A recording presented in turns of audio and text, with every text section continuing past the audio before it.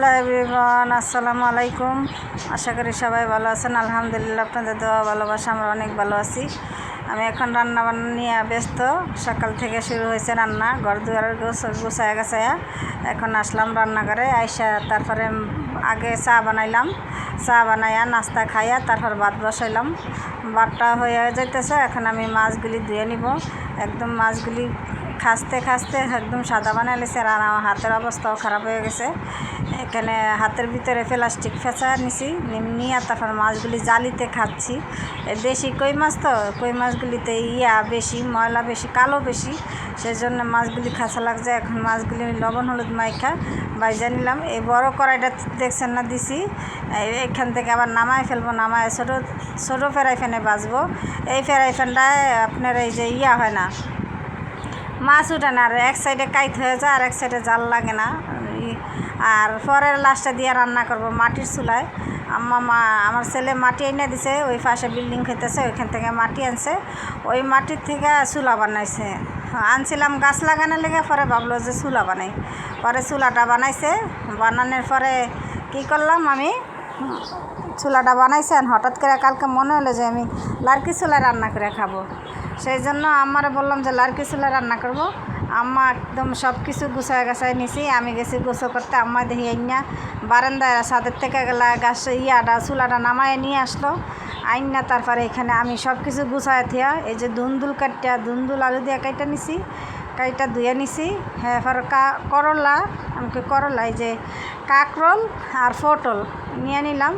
নিয়ে এখন গুছায় যে আমি গোসল করে আসলাম। আইসাই যে বিসমিল্লাহ করে চুলাটা ধরাই দিলাম, লার্কি চুলা। অনেক দিন পরে লার্কি চুলা রান্না খাবো। কত মাস আব্বা মারা গেছে যখন, তখন যাই আসছিলাম দেশে, তখন তো মানুষের রান্না করে দিছে, ওইটা খাওয়া হয়েছে, নিজেরা তো রান্না করা হয়নি। লাস্টে যেদিন আইসা পড়বো সেদিন নিজেরা রান্না করছে বাসায়, কিন্তু তাও খাওয়া হয়নি। আমরা আইসা পড়ছি লঞ্চে, সেই জন্য আর খাওয়া হয়নি। এখন দীর্ঘ 1 বছর পরে এই রান্নাটা খাইবো। 1-1.5 বছর, 2 বছরই হয়ে আসছে। গত বছর তো দেশে যাই নাই, আর আগের বছর গেছিলাম। গত বছর দেশে যাই নাই, আগের বছর গেছিলাম। পরে গেছি, পরে তখন খাই আসি, আর খাওয়া হয়নি। এখন আমার চুলাটা যেহেতু বানাইছে, আমাদের শুইলি আফা বানাই দিছে, বুয়া ওনারে দিয়েই বানাইছে চুলাটা।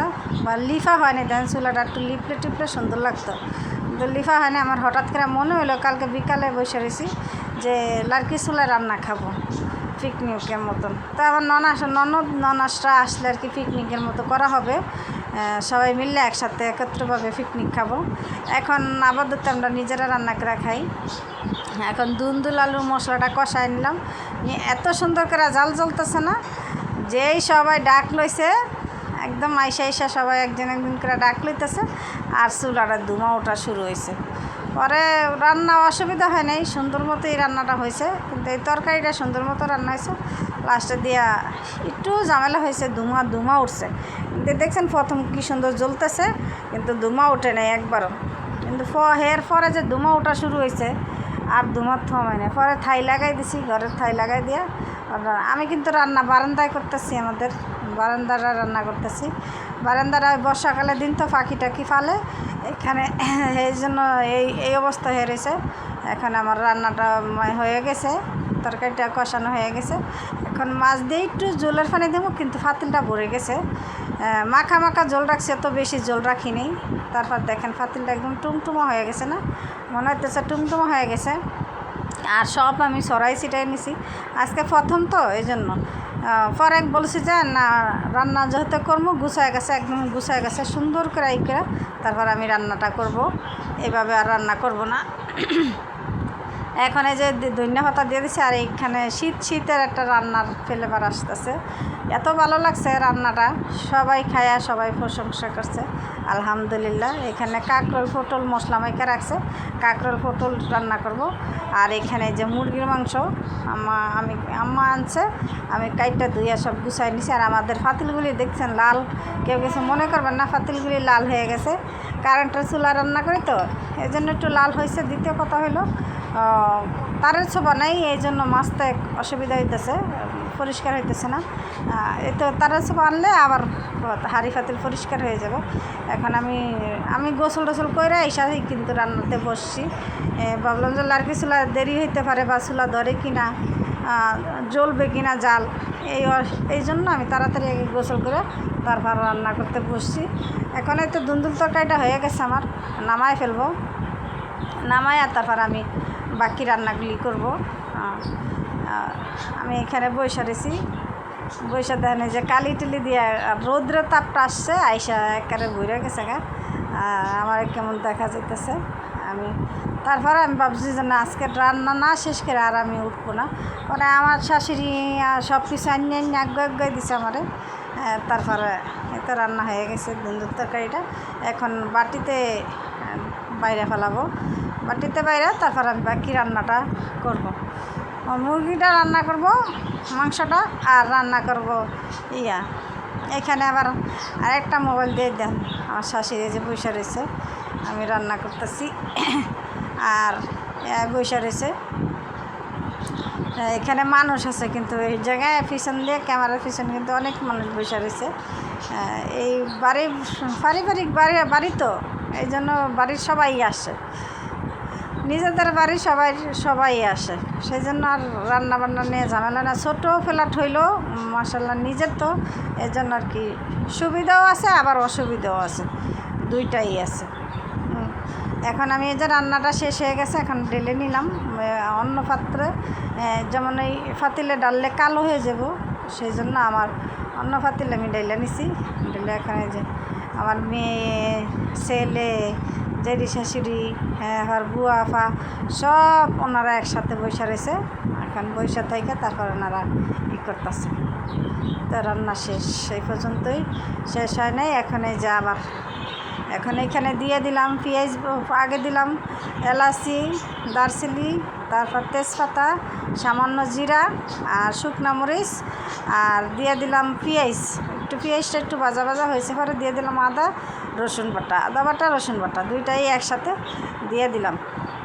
এরপর দিব লবণ, হলুদের গুঁড়া, মরিচের গুঁড়া দিয়ে যা মশলা দেওয়ার সব দিয়ে দিলাম। দিয়ে এখন ভালো করে কষায় তেল উঠলে তারপর আমি এই যে দিব, এই মাংসটা দিব। এত মজা লাগছে রান্নাটা, মাশাআল্লাহ। যারা খাবেন কমেন্টে জানাবেন। আর আগে বলতে হবে, যদি খান আপনারা তাহলে আগে বলতে হবে, তাহলে লাড়কি চুলা রান্না করে আপনাদেরকে খাওয়ানো যাবে। এখন এই তো আমি মশলাটা কষাইছি, কষানো হয়ে গেছে, তেল উঠে গেছে। আর একটু তেল উঠলে তারপরে মাংসটা দিয়ে দিব। এই তো একদম ভাজা হয়ে গেছে। ছেলে দূর থেকে ক্যামেরাটা ধরছে, একটু অন্ধকার। আর আমার ওই যে সামনেগুলি কিছু মনে করবেন না, সবাই স্কিপ করে যাবেন। আজকে ভালো করে পরিষ্কার করা হয়নি বারান্দাটা।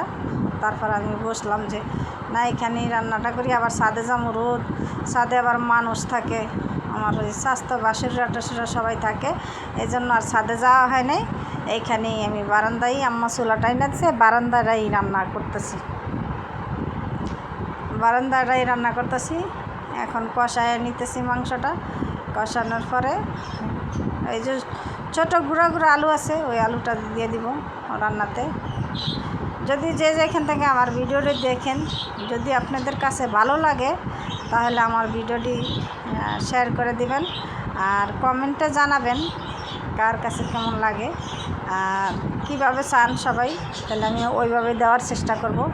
এখানে যে ছোট আলুটা দিয়ে দিছি, দেশি আলু, ছোট দেশি আলু আনছে, ওই আলুটা দিয়ে দিই। বগুড়ার ছোট আলু বলে না, ওই আলুটা আনছে, ওই আলুটা দিয়ে আমি ভালো করে কষাই নেব।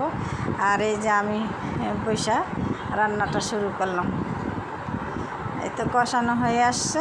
এখন আর একটু কষানো হইলে আমি জল দিয়ে দিব পরিমাণ মতন। বেশি জল দিব না, আবার বেশিও দিব না, পরিমাণ মতন জল দিয়ে তারপর আমি নামাবো। প্রথম দিছিলাম একটু বাজতে, যে বাজাটা বাইজানি, পরে ভাবলাম যে না, বাজমু কি, বাজা লাগবে না, মাংসটা কষাই নেই। পরে আর বাজি নেই, না বাজছে। তারপরে যে মাংসটা রান্না করলাম, পরে কাঁকরোল পটল ও মাঝখান দিয়ে আবার আমি বারান্দা ওইন্দা পরিষ্কার করে সাইড দিয়ে আবার কাপড়ও মিলে দিছি, কাপড় চোপড়ও মিলে দিছি। আর কাপড় তো শুকাইতে হবে, না শুকাইলে আবার কাপড় শুকামো কোনানে যায়, সেই জন্য আমি কাপড়ও শুকাই নিলাম। আর এই তো চাইছিলাম মুরগিটা ভাইজা রান্না করতে, পরে আর লাস্টে দিয়ে ভাবলাম যে না ভাজা লাগবে না, ভাজা ছাড়াই রান্নাটা করি, পরে ভাজা ছাড়াই রান্নাটা করলাম। খাইতে মাশাআল্লাহ খুবই ভালো লাগছে। হ্যাঁ, এই তো জল দিয়ে দিচ্ছি পরিমাণ মতন, একটু জল দিয়ে দিলাম, জল দিয়ে এখন যে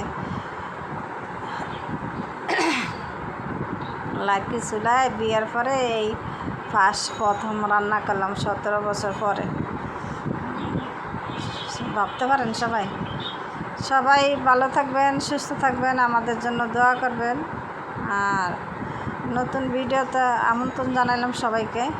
এই যে পটল কাঁকরোল একসাথে দিয়ে দিছি, দিয়ে একদম লাল লাল করে ভাজা ভাজা করবো সুন্দর। এখন মেয়ে কোচিংয়ে যাইব গা, ওরা এক এক করে ভাত খেতেছে, ওরা ভাত নিয়ে নিয়ে বিছনায় বসে গেছে, ছেলে আর মেয়ে।